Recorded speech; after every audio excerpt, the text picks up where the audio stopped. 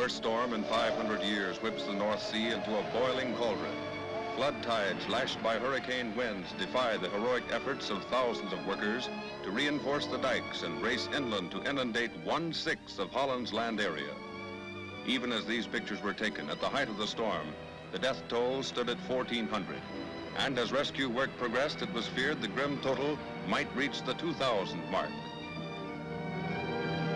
The dikes, for centuries Holland's bulwarks against the sea, crumble in hundreds of places, and the relentless flood of salt water pours over hundreds of thousands of acres of fertile farmland, just reclaimed from the ravages of war.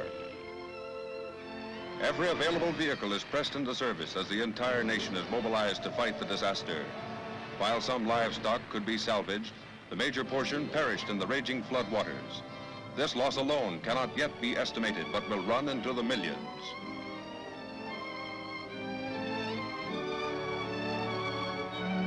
Houses in the coastal area are torn from their foundations and tossed into grotesque positions.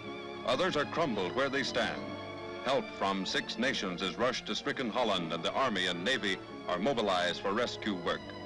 Women and children first is the order, as 30,000 or more are driven from their homes, some of them in pitiable condition from exposure to the biting northwest winds.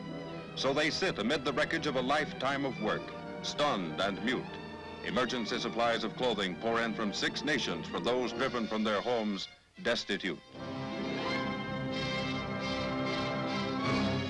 Transportation along the coast is completely paralyzed as road beds for miles are entirely washed out.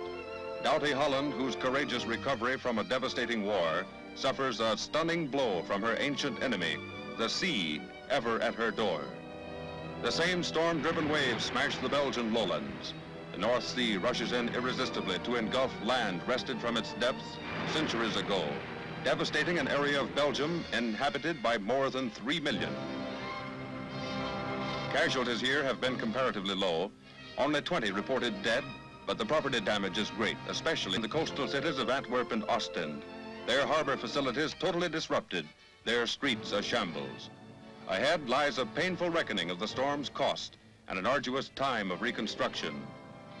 Termed the worst natural disaster in 1,600 years of its history, the storm vents its fury on the east coast of England. Particularly hard hit is the region surrounding the famed Thames estuary, lined with seaside resorts. Cottages are shattered like matchwood. A once thriving resort town is reduced to a shambles. Britons place their dead 324, with many still unaccounted for. Among them were 12 American Air Force men and members of their families.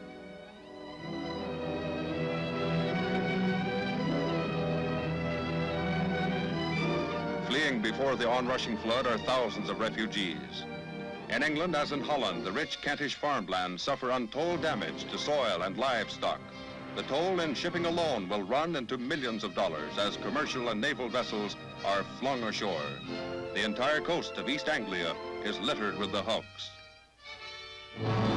As the storm spends its fury, Britain and the Low Countries take stock. An estimated 2,000 dead, 1 million homeless, property damage that will take months to assess. A cataclysm that will be recorded in history.